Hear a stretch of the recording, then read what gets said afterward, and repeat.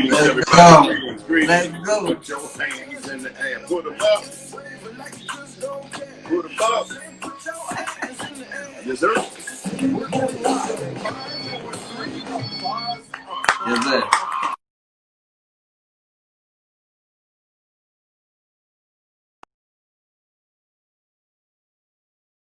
And what's happening with your family? Oh, Lord. Here we go with the tech stuff. Yes, sir. My bad. All right. Can you hear me? Yeah. Okay, good, good. All right, let me try it again. Ladies and gentlemen, my fellow Washingtonian brother, Kevin Ross. Yes, sir. Thank you for having me, man. Listen, I'm so glad to be on here with the best-selling author. You know what I'm saying? It's a privilege. I'm humble. You know what I'm saying? Man, and I'm so thrilled to be on here with a songwriting genius that acknowledges God as a genius. Man, thank you, man. Thank you for sure. Thank y'all for taking it #1 as far as on Sirius XM Heart and Soul Platinum playlist. We heard about it this week. I was super amped, man, for sure. Did you hear it when it happened? Nah, I didn't hear when it happened. I got calls.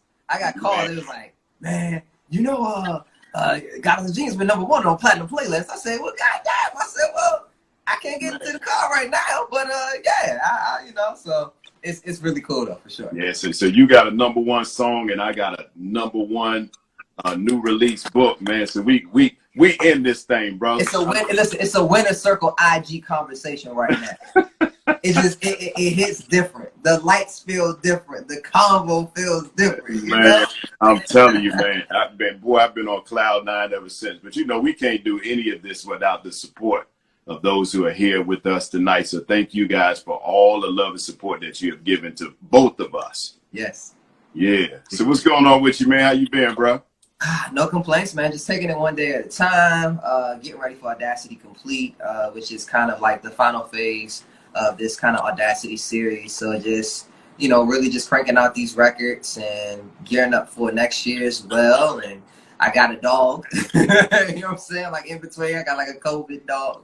Oh, wow. Outside of that, you know, just, yeah, chilling. What kind of dog did you get? I got a Bernie Doodle, because I'm allergic to pet dander, so I'm not able to have, like, you know, just like a regular dog with fur. So it needed to be a dog that was kind of like a poodle, that had curly hair, actual real hair. So yeah. A Bernie Doodle. What's that? A Saint Bernard and a poodle or something mixed? Nah, it's a Bernese Mountain Dog and a miniature poodle mix. Yeah. Oh, okay. So you could take him hunting or something.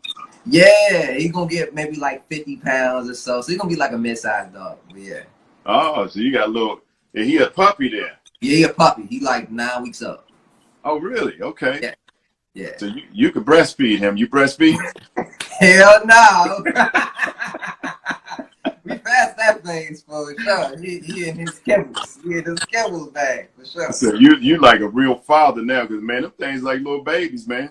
Listen, man, it's like I don't know. I mean, this is something that's very different from me, because I had a dog before when I was younger, but yeah.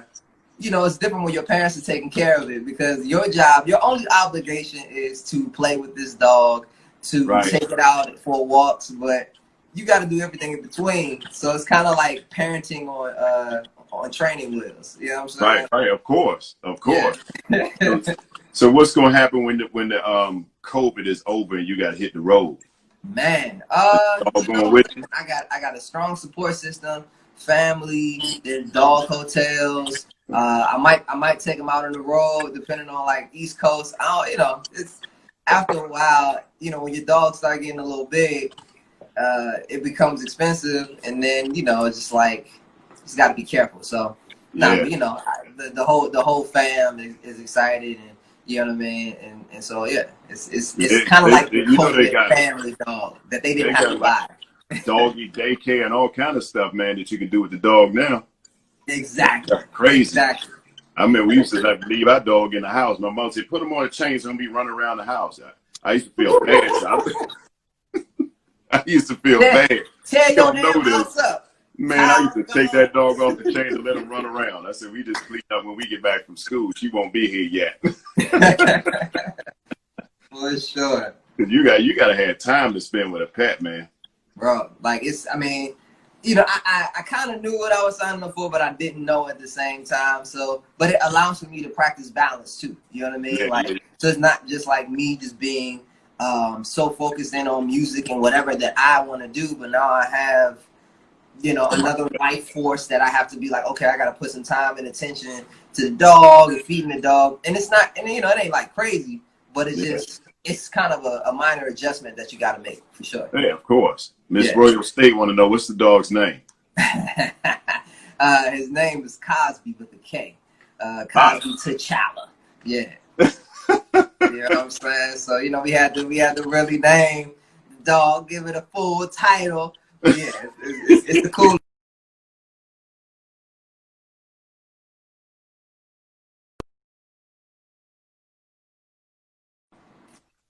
Man, No, I you don't good. know what's going on. These things click perfect. Yeah. So what you been doing on the music front? I know we got music that we've been playing, but how much music have you been recording since you've been still? I mean, I got songs.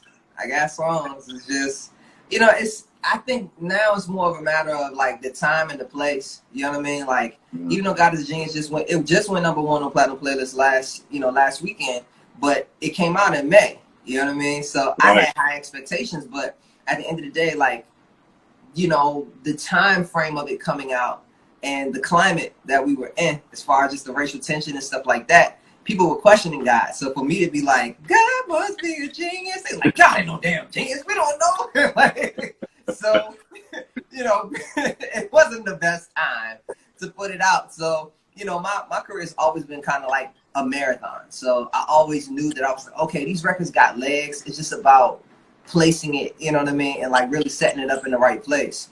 Yeah. So I got records. It's just about timing of the records to say, okay, like, you know, this record is more so springish, or this record is more so, you know, so just kind of really aligning it and placing it in a place where it makes sense for the public to hear and that they can really receive it, you know, without the climate distorting things. Yeah. But you know, really, man, timing is something that you really can't predict. Yeah. You may feel it, but we never know how people are going to react to it. I mean, you got the gift. Yeah. And then the thing is, you utilize the gift, you put it out there, but we don't know what the reward is going to be. We don't control that part. You're right. You know what I mean? So what do you feel that tells you, like, man, I feel like this is the right time to put this out now? You know what? I mean, it's really just based off of instinct. You know what I mean? Like, Yeah. you know, watching certain trends, just really being in tune with yourself and being in tune with everything that's around. Thank goodness for social media as well, so that you can really, like, you know, like dial in and be like, okay, like, what are the people needing right now? What does my base need right now? Like, what is it like? What's the overall theme that they are, you know, kind of yearning for, as it pertains to a soundtrack or as it pertains to a song or a mantra? Sometimes you hit and sometimes you miss. It just varies. But, you know, you just have to be available and just keep that ammunition on deck so that when it does work, it works. When it doesn't, you know, you put out another record. Exactly. You just keep trying. There's no right formula to get it done. Exactly. You know, because some people will accept it and some people won't. That's just the bottom line. Everybody ain't gonna like Kevin Ross. I don't like, he ain't got no mustache. Which is mustache thicker. You know, it's always something, man. It's there, man. It's there. It's, you know. It's like, I see it got a little thicker than it used to be. It's thicker than it was, though. For sure. Yeah, when I met you, it wasn't nothing there. Just, you know what I'm saying? I'm growing a little facial hair here and there. Right. Struggling to connect, but So now, you know, we getting there. But you know what? Now people might take you serious when you sing some of those little nasty records that you be writing. Hey, it's been that way, man. It's been that way for people who know me for quite some time. Even when I was 17 years old, I've been singing very adult stuff. You know what I mean? Like, it's always kind of been in my DNA. And I blame DC. I love DC and I blame DC at the same time because of the quality of music, Quiet Storm. That's what I grew up on. So it was like that innately was like built inside of my taste in music to be like, all right, cool. Like, I like Norman Connors. I like Patrice Rushen. I like, you know what I'm saying, The Boss. You know, all these like great groups and Lakeside. And, you know what I mean? So it's like all this music cultivated and yeah, so you know, when you're in your prime, your teens and early 20s, and people like, all right, man, you know, you talk about all this old people stuff, man. What's going on with you? I was like, yo, this is how I feel. Right. Shout out to Jay Neverson. She said, touch and love it. Yeah. And then I got a whole nother side to me that's like slight,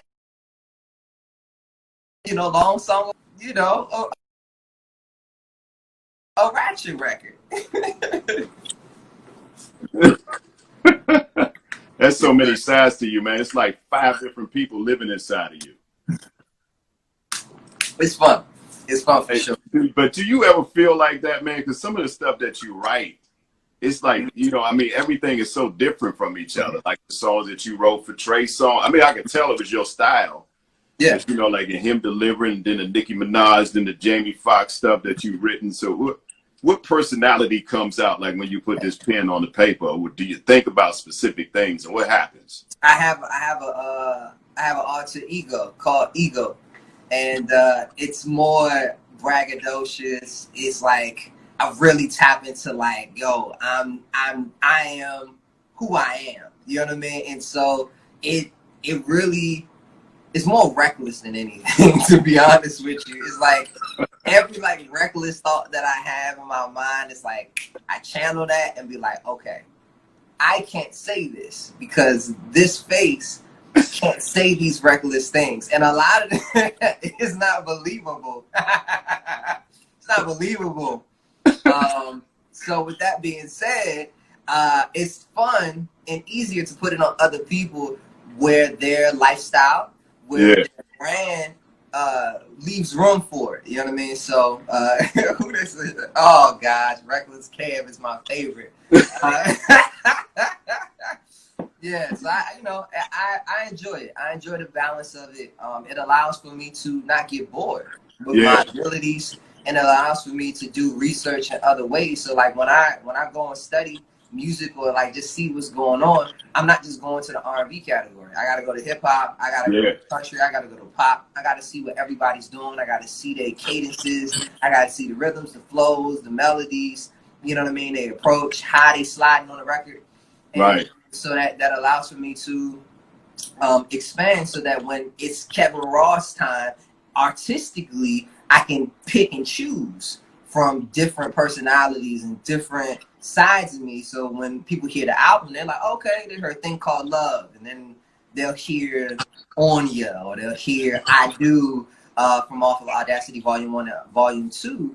And it's very different than like the classic kind of R&B sound that the radio's adjusted to, you know, hearing the beat. So it's a really cool balance, and it allows for me to, you know, like at least train for longevity. Right. Now I want to get into your early story, man, because you know, like I told mine. Yeah. And I think everybody has a story, you know. So even in my book with the $6 an hour to $1 million dream, I talk about where I started. And, you know, a whole lot of times we get frustrated. And I had those moments where like, man, I think I chose the wrong thing to do. This ain't working. What should I do? So, you know, I know you had those frustration periods in the very beginning when you went for an audition and you wasn't chosen. Then you start questioning yourself.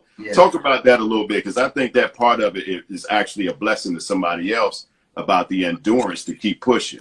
Absolutely. I mean, it really boils down to this. It's about God's alignment. You know what I mean? And so when you think about it like this, you can prepare and you can be 100% ready for whatever God has in store for you. Yeah. But when it pertains to divine alignment, there's 5 to 10 other people that's involved that's going to make sure that this opportunity happens, right? So not only does God have to work on you, he has to work on all of these other people that are a part of it, so that once the stars align, right, that opportunity is made possible. And sometimes that takes patience, sometimes that takes time, sometimes it takes years in order for that to happen, because you're dealing with stubborn personalities. Somebody has to get out of a situation, X, Y, and Z, in order for this particular situation to come to pass. And I mean, I've had God's alignment happen so many times. I mean, opening up for Maxwell, that was God's alignment. The no's that I had, you know, as far as auditioning for certain things, that was allowing for me to say, all right, Kev, God was telling me, I don't need for you to be distracted here because you may get comfortable here. You may actually like being behind the scenes, and I don't need for you to be behind the scenes. I need for you to deliver a message, from your perspective. And so I'm going to give you experiences that are tailor-made for you in order for you to tell, right? So it's like, I think that a lot of creative people have to suffer more because of the fact that we're strong enough to take it. And what we have to do with our suffering is that now we have to impart the lessons, the morals, like what do we get from out of that? How do you survive that? Everybody doesn't have that dexterity as far as emotionally, spiritually, to handle that and make it out of it. And I think that's the gift with creative people, writers, producers, and artists alike, is that we're strong enough to take whatever God throws at us because we have a message to tell from it.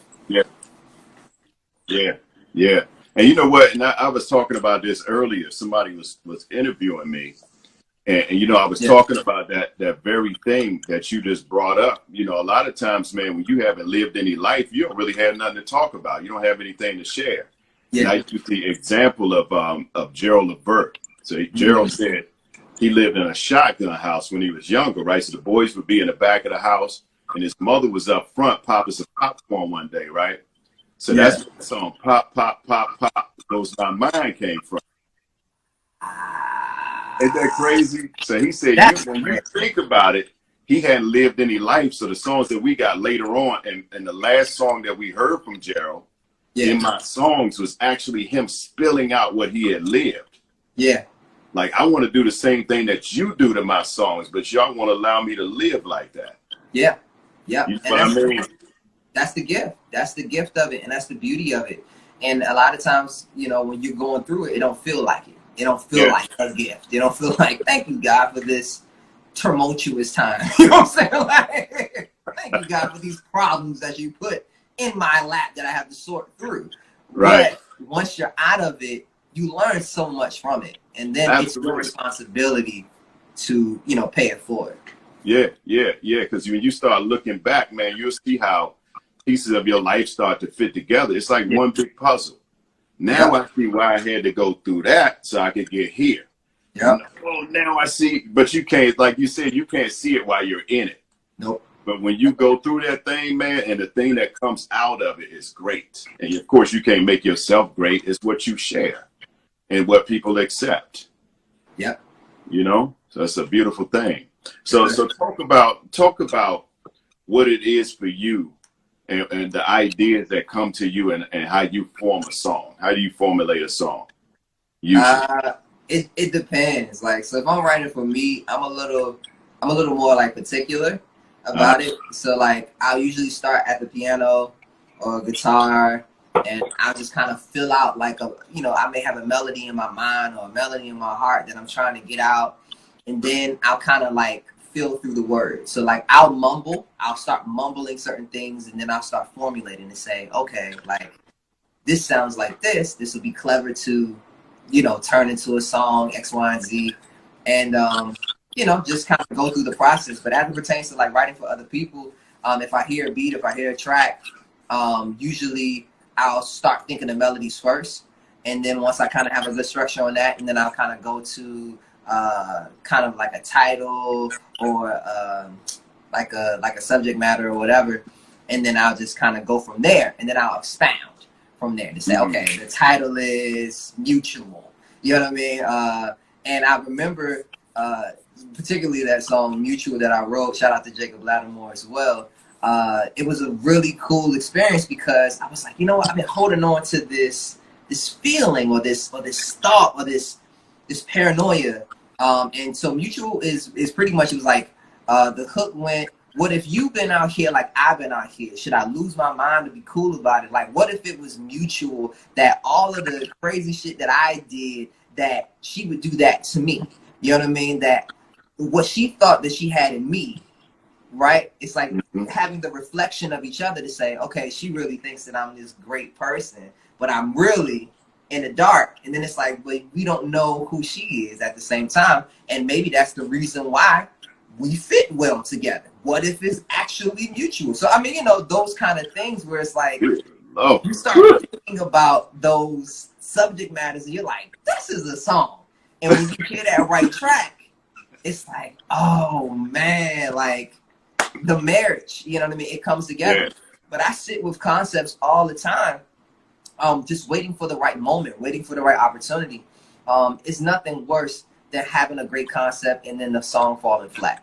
You know, it's nothing worse than that. But it's a beauty when you start seeing it, you know, the marriage of it. Right.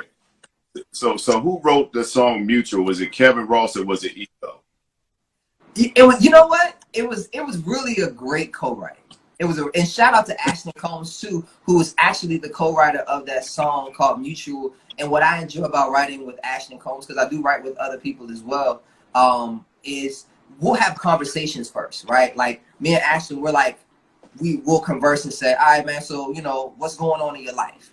And man, it's crazy, da da da, X, Y, Z, whoa, whoa, whoa, right? So as we're talking through stuff, and like someone will say a phrase and be like, that's it. That's what we're writing today. We're writing about that, right? So, you know, it's a really cool thing. Everybody, when you do co-writes, everybody ain't like that. But particularly with Ashton Combs, we talk first. And Yeah. we end up writing. And that just happened to be one of the records that that actually came out, Mutual. And then we did a record called True Shit with Jacob Lattimore and Trevor Jackson, which was really, really dope. And yeah, I mean, and I still continue to co-write to this day, and it's always fun, man. Just going through the process because it's, you know, it's new each and every time. Yeah. So look, is there a song that you've given away that you wanted to keep, but not that you sold? I know you don't get nothing away. Let's see, what's best for you? Yeah, because that sounds like you, the song that Trey Songz did. Yeah. Like, so what happened was, it was like, I was at my mentor's house, Troy Taylor. Shout out to Troy Taylor. Yeah, Troy. Yeah. So he played the beat, and he's like, I need a classic on here. And so me and another co-writer by the name of E Miles, we start, you know, writing some whatever. It was like it wasn't working, it wasn't clicking. And Troy was like, no, don't do that on this track. I need for you to write a classic or a very structured record. And I was like, okay.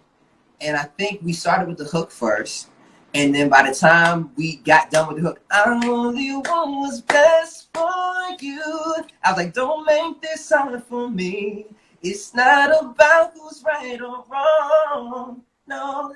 If it's how it's really supposed to be, right? So I'm like, oh man, we get like, it's connecting. And so, you know, at that time I'm just writing. Like at this point, I'm like, I'm in a writing frenzy. It's just another song, right? At this point. So Troy hits me. He's like, yeah, Trey cut what's best for you. I think it sounds great on him. X, Y, and Z. I'm like, oh yeah, that's cool. That's cool. You know, like during this time, I'm like, I got a couple records on Trey. That's great. Not even thinking much of it. And then everything transpires. And I think Touch and Loving came out. No, I don't remember. I don't remember what came out first. I think What's Best for You came out first. Yeah. And so when I heard it, and I was like, when it came out, I was like, damn, I probably should have kept that song. I probably should have kept it. Because it felt so good. And I was like, I needed to be in that bag. But yeah. I was writing so many songs that, you know, I didn't have any kind of affinity to anything. I didn't have any like personal connection. It was just like, these are songs, you know, one is good, one ain't, whatever, like on to the next. And then when you sit there, you be like, damn, that could have looked good on my album. You know what I'm saying? That's a nice record. That's a nice record right there. So could you take them and do them over again and re-release them?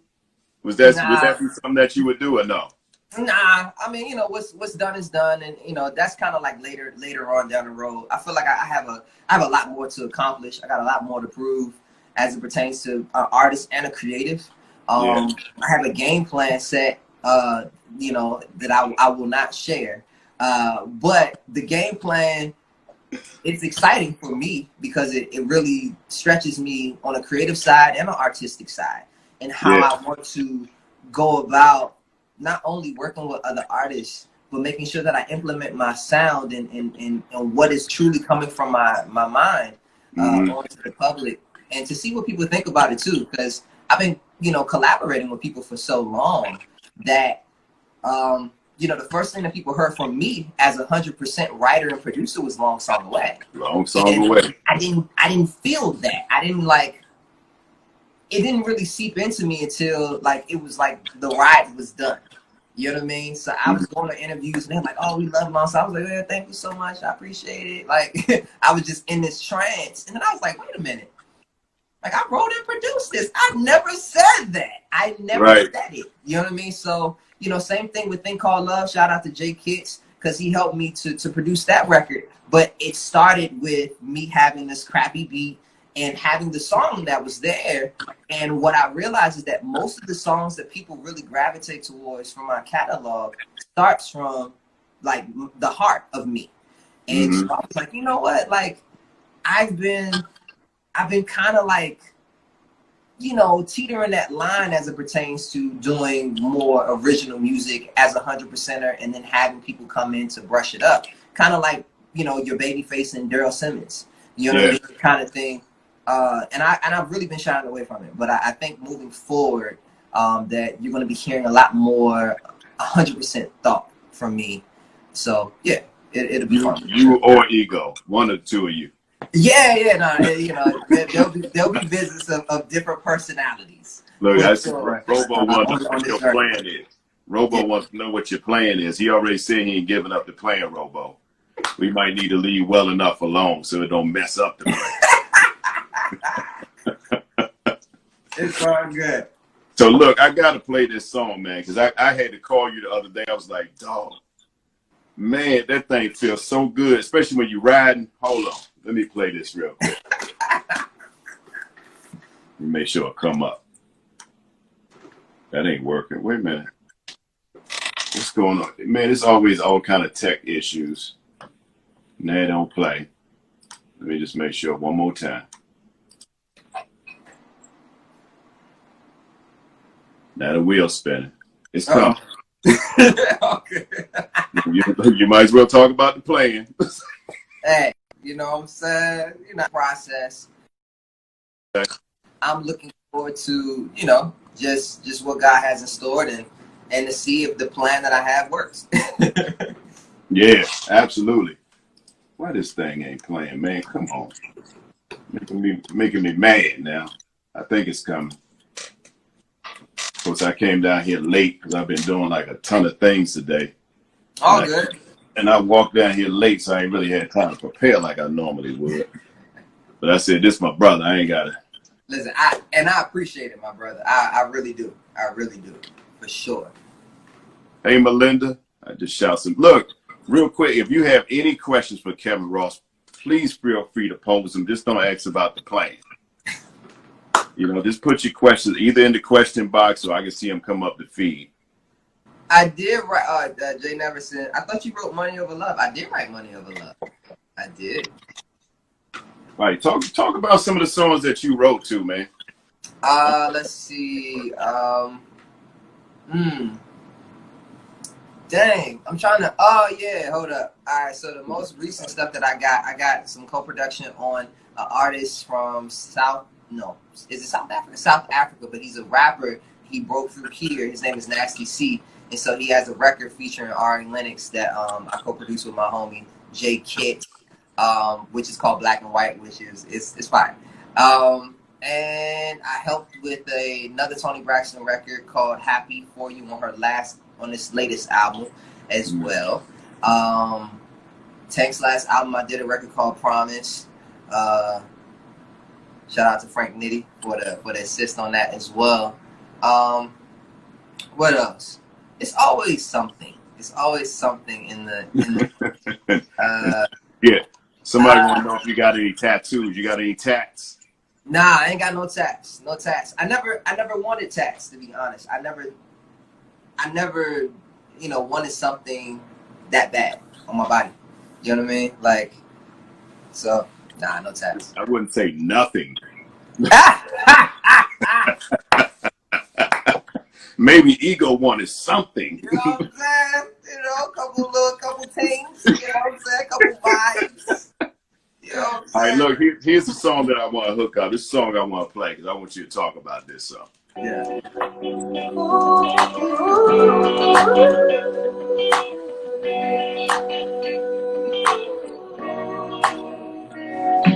Hold up, wait a minute, before we take this to the limit. Wanna make sure that it can be the only one that gets us through. Only time will help us see it, but you got to believe it. You know that love it changes like seasons, but being you it feels so good. Know that wrong wasn't good today. What you feel like you can't be afraid. You know that fear only gets in the way. It's not complicated. What I'm trying to say is I gotta put the heart song. well, me and you wouldn't be here. I know this was everything. I don't believe in coincidence. I know that's genius. So everything was there for a reason. I know that you're everything. I don't believe in coincidence. Oh no.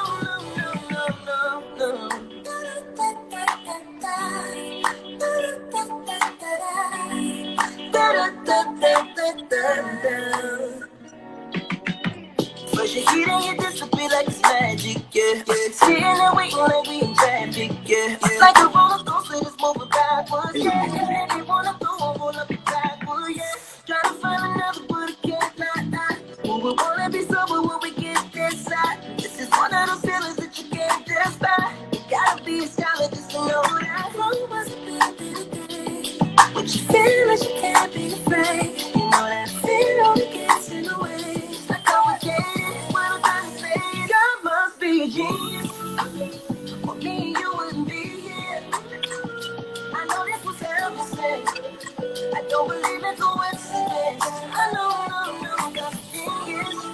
So everything was there for a reason. I know that you're everything. I don't believe in coincidence. Oh no. Man, I was trying to stop it, bro. I was good. Man, that song is amazing. Hey, listen, I was sitting here and I'm like, dang, I was looking for the memo of like when I started God is a Genius, and I'm trying to find it. But like, yeah, I definitely gotta send it to you. So usually like how this record started, it was like on a voice note. And I was in the car, I was riding. So I'm like, I driving, I'm like, I need something in my catalog that feels like, you know, like a drive, like, you know, top off, whatever. So I'm like, I don't think I got it. The only thing I had at that time was like Cruise. And so I'm in the car and I'm like, damn, I ain't got my instruments with me. I ain't got nothing with me. I'm gonna pull out my phone. And I'm like, hold up. I was like, yeah, no, this is gonna be firing off for sure. All right, so I'm already headed to the studio. So I get there, I call my homie. Shout out to Sherrod out in Atlanta. So I'm like, yo, I need for you to like bring your guitars, cause you know I'm in Atlanta and you know like I moved away from Atlanta at that point, and so I'm like, yo, I need for you to bring your guitars and you know like let's make it happen. So he plugs in, starts playing, right? So I'm like, all right, bet. So we record it. He does like 4 takes, he layers it, all this stuff.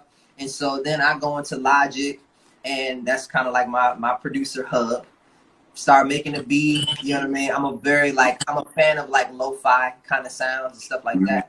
And just really kind of created the track. And once it felt good, because I was like, I need a song that doesn't feel like so much of a loop. You know what I mean? Where it's like you hear 4 chords and then that's it. And then it's like, it's a vibe. And there's nothing wrong with a vibe, but I was like, I want a song. I want something that's kind of like, that'll stick with you. And that once it gets to the hook, that it feels different, that it's brighter, that, you know, the energy starts moving more because the chords move. So once we kind of had that, I'm working on some other stuff. And then I go upstairs. It's like another like studio room upstairs. And so shout out to my homie E Miles. He's like, yo, what you been working on? So I was like, oh yeah, I got this track that I just made with my homie Sherrod. And he was like, play it. And so he's like, man, he's like, you know what this feel like, man? He's like, God is a genius. He literally came out his mouth. And that's one thing that, like, if people know E Miles is he's a songwriter producer as well. Yeah. And he produced Love Faces for Trey Songz. He did Bottoms Up. He co-wrote Bottoms Up for Trey Songz. Mm-hmm. He wrote some big hit records. So he's like, man, God is a genius. And I was like, huh. I was like, that's dope, right? So at first I'm fighting it because I'm like, you know, name an R&B song that's named God is a Genius. And I was like, I don't know if this is going to go over well. I don't want people to think it's a gospel song and yeah, whatever. So I'm like, nah, I think that could work. So I already had the melody from the voice memo. So I'm like, all right, bet. So I pull up the voice memo. I said, oh, I know what I need to say on this, Jay. And I was just like, yo, I need to talk about me not believing in coincidence. I don't believe in luck, you know. And that was really kind of one of, before the album that people know as Audacity, it was going to be called Good Luck Kevin Ross. And it was because of the fact that I hate that saying. Like when people like put good luck on like cakes or balloons in front of me, like I'll smile and be like, thank you so much, I appreciate it. But low key, I really hate it because that luck has nothing to do luck has nothing to do with the reason why people are where they are, right? Like, so I wanted to completely like annihilate the saying good luck by making an album where and I very well may put out a small project that kind of speaks to that. But I wanted to just kind of be like, nah, God is a genius. I don't believe in coincidence. Anyone that I meet, any woman that I have a relationship with, it is for a particular reason. Whether it works out or not, it's for a particular reason. You know what I mean? Right. I don't like when we have conversations with people and they be like, man, that relationship was in vain. That relationship was all for nothing. It's like, really? Was it for nothing? You know what I mean? Like, if you didn't take anything from it to say, maybe you took the fact that you need to avoid somebody like that. And you don't even deal with that kind of person again. So at least you learned that from the experience. You know, so that was really kind of the premise of it. And just, of course, like, just having feel good, you know, vibes.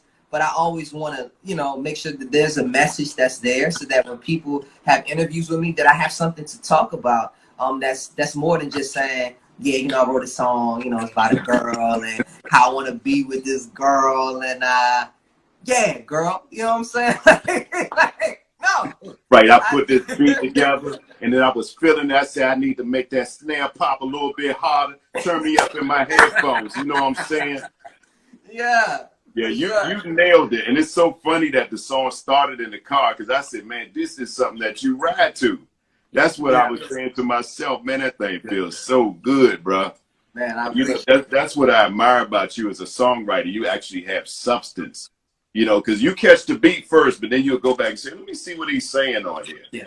You know what I mean? Yeah. It's kind of like something that has to attract you first, and then let me see what the meat is all about. Yeah, for sure. And I think that's how everybody listens to music. You know what I mean? Like, there's certain Stevie Wonder songs that I was really late to in my life. Mm-hmm. And I remember one being Somersault. I was really late to Somersault. And I was at my cousin's house and we were drinking, whatever. And, you know, we you know, shooting the shit, family stuff, playing cards, ooh. And what's on in the background is Somersault, right? But I didn't notice at this time. And so it gets to, and she's gone, summer's gone.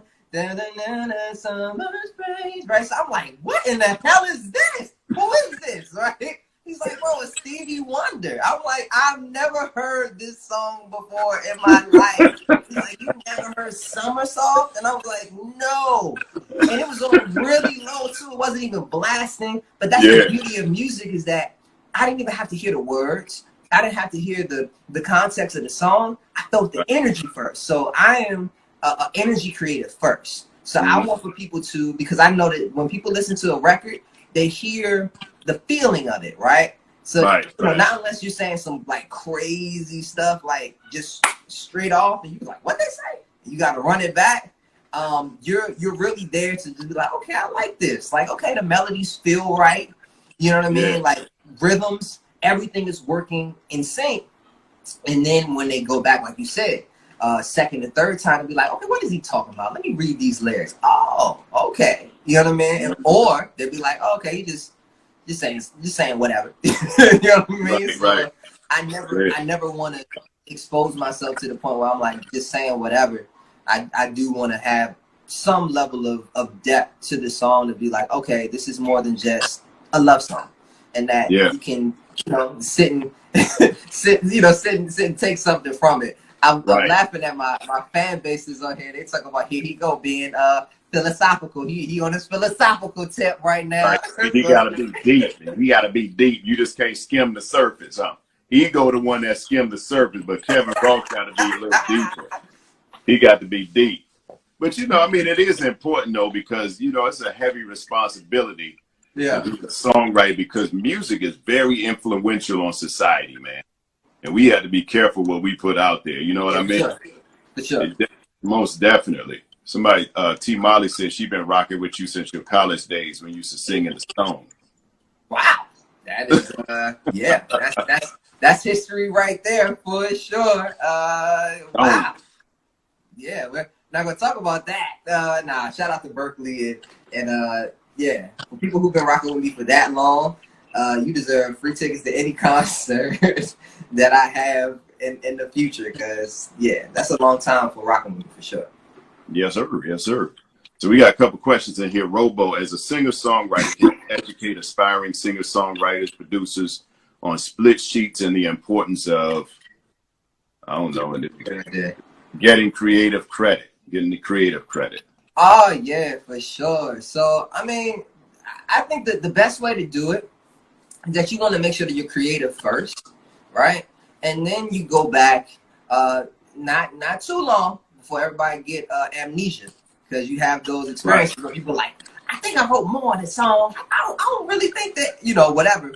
So it's just making sure that you have kind of a agreement out the gate. Just be like, all right, cool. It's 3 people in here, so let's just split this. You know what I mean? 33.3. You know what I'm saying? Like, let's just go ahead and do it like that. I agree. We can all have a good time and write as many songs as we want. And so literally maybe 24, 48 hours, or at most a week, you turn back around, you can have your own split sheet. And just make sure that everyone signs it. Everyone is in agreement. Or if they don't sign it, then make sure that when they agree to something, that it is in email, not your text messages, in email, to make sure that it is on file, so that, God forbid, if you do need to use any information against, you know, one of your co-workers or co-writers or co-collaborators, you have it. And that's something that you can use in court, unfortunately. But you know, just make sure your business is right, and make sure that you get your just due. Never trust anyone to do your business for you. Make sure that you look out for self. That's the reason why I'm independent now. It's because of the fact that I needed to know how my business ran. I didn't know what I was worth. I didn't know what I was bringing in. I didn't know how much money I was actually making.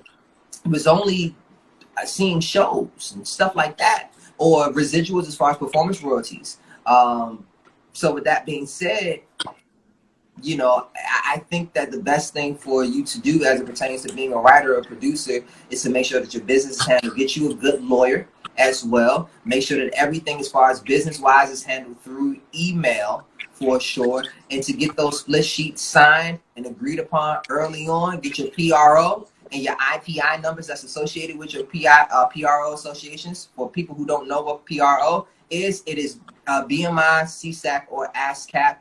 This is how you get your performance royalties. So if you're a writer and somebody goes and sings your song on the Super Bowl, that's a check. That's a check. Somebody's paying, you know, you for, you know, them singing the song at the Super Bowl. Or hey, this a whole class right here. This a whole class. You need to put together a curriculum, because it needs to be taught. Yeah. You know what I mean? Because there's too many times that people go into business and we expect everybody to play their roles. And trust me, I've had my days. Yeah. When, and you know, but the problem is, and people will tell you how long they've been in business. Well, we've been doing this for 100 years. Yeah. But that doesn't make what you do right, because they built their success off the backs of ignorance. So if we don't take the time to educate ourselves, we'll get taken advantage of every single time. But then you got guys that got talent like you, but they sitting in their mama's basement because they can't afford to move. Yeah. You know what I mean? And everybody else getting rich off of their talent and what they do. Yeah. So I'm telling, man, that's a curriculum you should be putting together. Come on, listen. From your mouth to God's ears, I receive it. I'm looking forward to that. I am looking forward to creating a curriculum. I don't think it's going to be anytime soon, but I do have a plan to create a certain curriculum, whether it's on a high school level or whether it's a college level. You know, we're looking maybe 10 years down the line, 10, 15 years down the line, when I want to, you know, impart all of the knowledge that I've obtained. To make sure that I sow the seed for the next generation, and not just within a classical curriculum, but just really allowing for them to adapt to the ever-changing business. You know, so we'll be studying things real time. We'll be adjusting and adapting our curriculum and our course in real time, not just McMillan and McGraw. You know what I'm saying? On McGraw. You know what I'm saying? Like, you know, and there's nothing wrong with that. I just feel like for the music business, in order for you to survive, to sustain, and to be successful, you need to learn how to adapt. And you need to make sure that you know everything that is best for your brand, to have a vision. Of course, that's the most important thing. And to know your worth and your value, most importantly of all. So education means nothing if you don't know your worth. Yeah. You definitely got to have all of that in place, man. I've had some bad experiences over the years. Yeah. Going through a big negotiation that I trusted somebody to handle for me. Yeah. And now you're like, I want to, as much as you just want to do the creative part, you know what I mean? But you got to be involved in the business as well, because this negotiation was huge. Yeah. And it could have make or break type of situation, right? So I wouldn't have never known. But the guy who my agents was negotiating with, when it was about to fall apart, this guy says, well, I just want to part as friends. And he sends me the whole chain of emails. And I'm looking in there like, oh, my gosh. Yeah. So the dude tried to sell me out to somebody else. He said, you know, like, I got people that sound like Cayman that don't have the same ties to other networks. Wow. So let me know how you want to move forward. Yeah. What? And you know, like from here on out, I tell nobody signs anything on my behalf. Come on. Sign all my stuff myself. Everything that goes out, correspondence with me, I got to see it first. Yeah.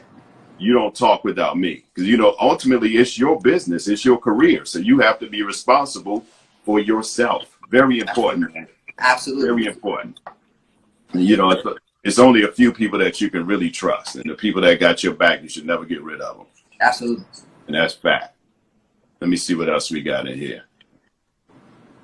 All right, good energy. How long will you do the mashup series? Boy, folk love that thing. 2020 cross fingers. They love that mashup thing. I done seen a couple things fly up. Shanita was talking about how much she loved the mashup. Yes, I mean, the mashup brand has you know, we're building a world for it now. So it's not just, you know, me giving roses through my gifts and talents, but it's allowing for me to interview people on the Mashup Show, which is on Facebook Live every Monday at 8 o'clock. Make sure you check it out for sure. Actually, next week, I think I can let the cat out the bag. We have SWV that will be on for the Mashup Show. So that's going to be really exciting. And I haven't seen them, and maybe it's been a couple of years. I wrote on, I think it was their last project together, and I wrote maybe 2 or 3 songs, and B Cox produced it. So, you know, this is really awesome to have a full circle moment for me to actually, you know, give them their roses truly, in a way that they truly deserve, and for us to really have a conversation as artists, and for me as a fan, and really dig deep inside the process and how they have sustained longevity as a trio, that is, you know, 3 phenomenally black women. You know what I Yeah. mean? You don't see that a lot, you know, with groups at all, to be honest. It's either money, it's some kind of conflict, but they really sustain. So yes, I'm sorry, the mashup show, and then also the mashups. The mashup show will end as far as at the end of 2020. So if you haven't caught it, make sure that you catch it before the year is out, because it will be gone. Oh, shout. It just be on to something else. Yeah. Mash up to the smash up, baby. Yeah. Ego takes over. Yeah, but the actual mashup, as far as like me being in the boxes, I don't think I'm never really going to stop that. Hold on, let me get my dog real quick, because he's tweaking right now. Cosby.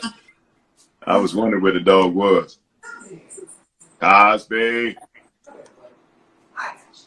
Come here. You want to say hi to the people? Come here. And you moving around and stuff? Come here. Hey, Cosby. What's up, Cosby? Say hey, Cosby. I know you in a biting mood. I know. I'm sorry.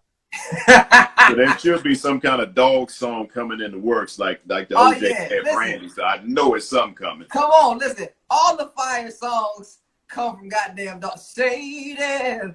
Don't you know we love you, sweet Sadie? Living in the Cosby.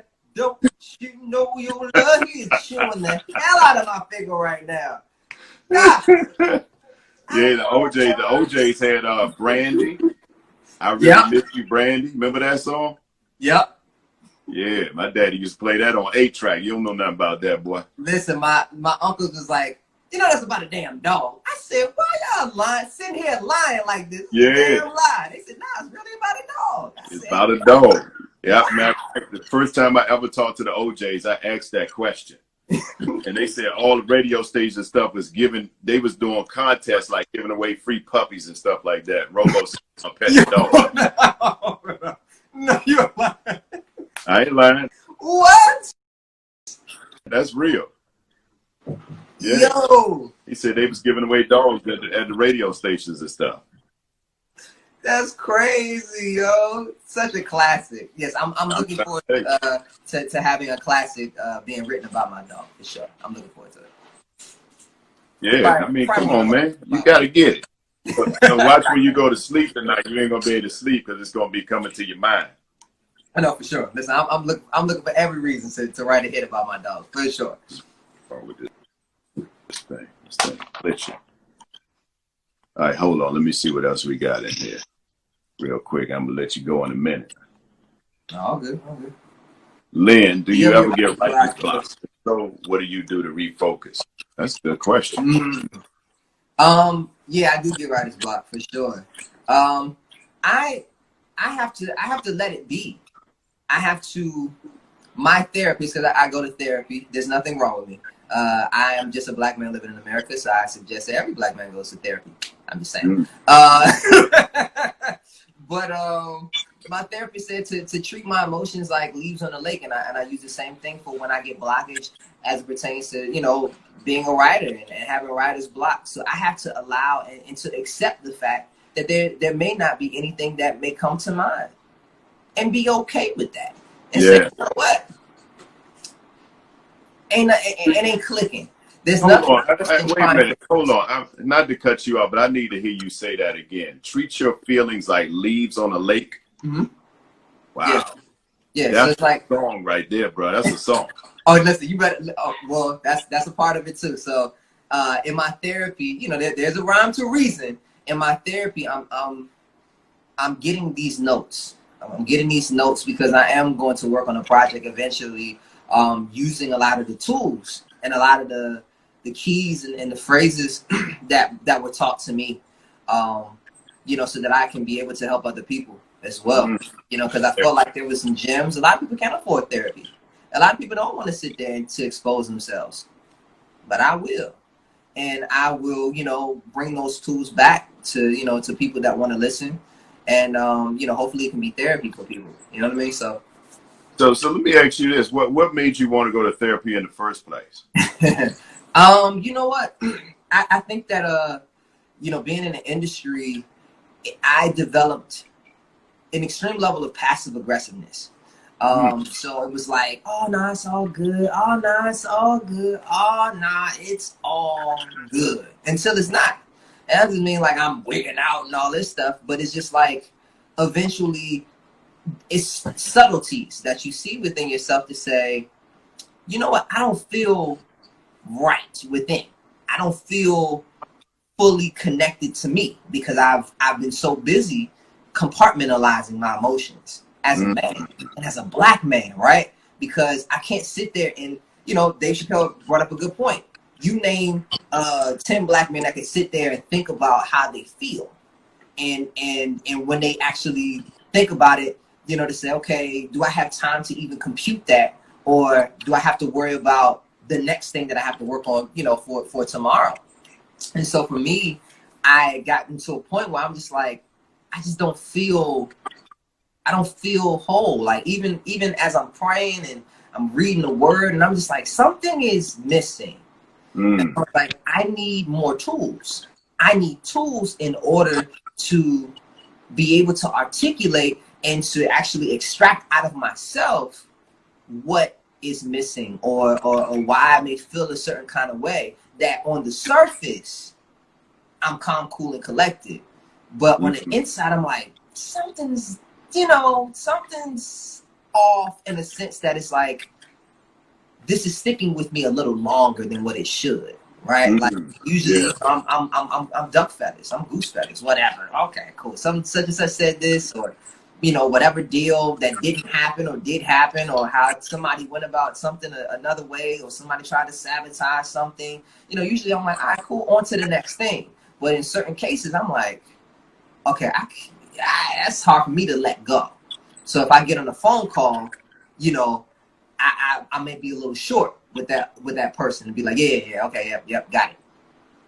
You know what I mean? Versus actually having a conversation or letting go of the situation. And so, like I said, one of the key things that my therapist told me that I always use is to treat my emotions like leaves on a lake, because for me to deny it puts me more into a state of anxiety and panic, franticness.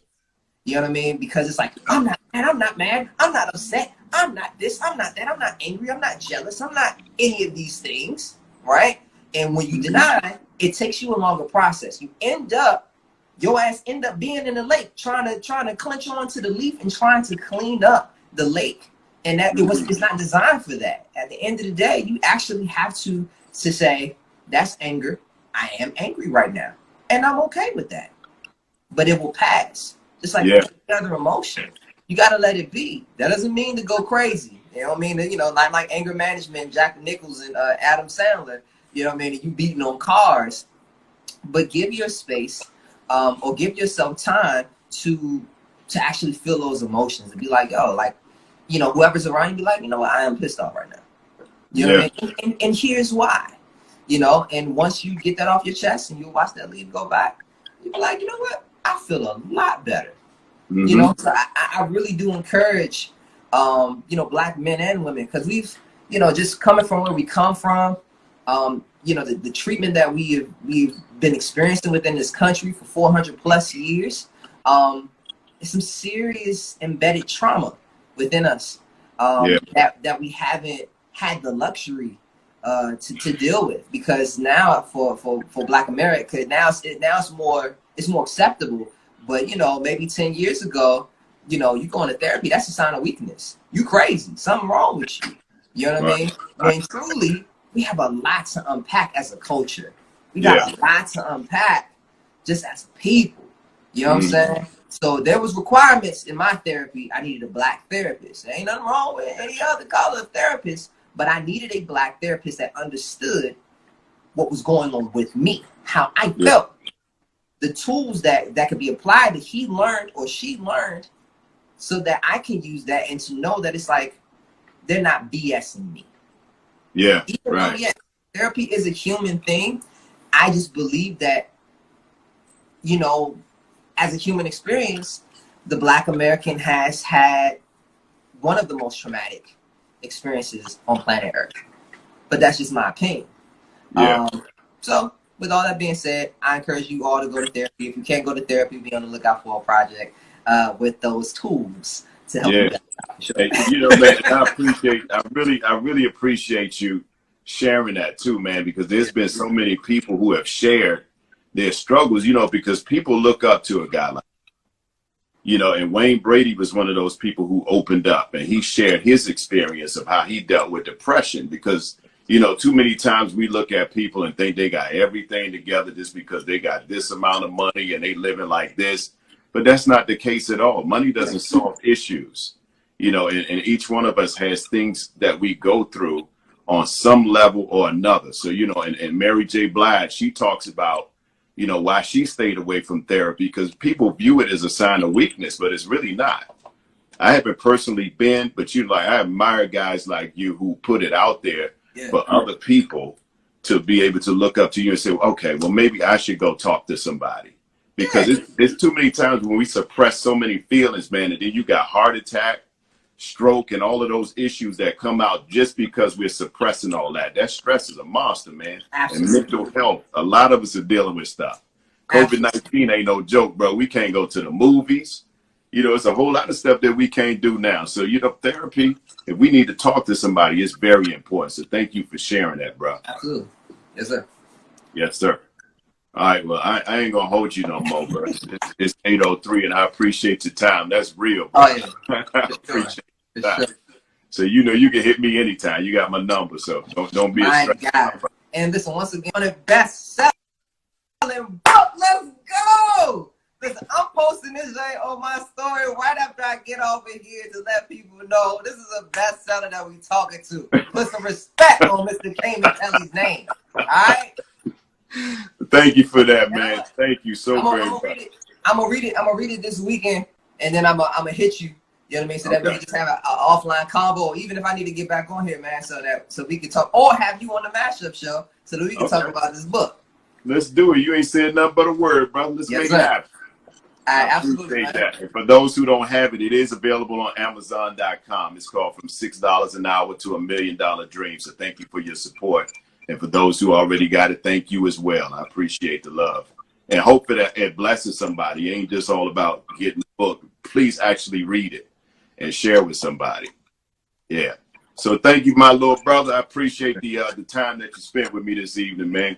My God. Yes, sir. You're a blessing, man. So thank you for everything. Thank you for your music and your conversation. Man, same here, bro. Yes, sir. All right. All right. Take care of yourself, man. Have a good night. Yes, sir.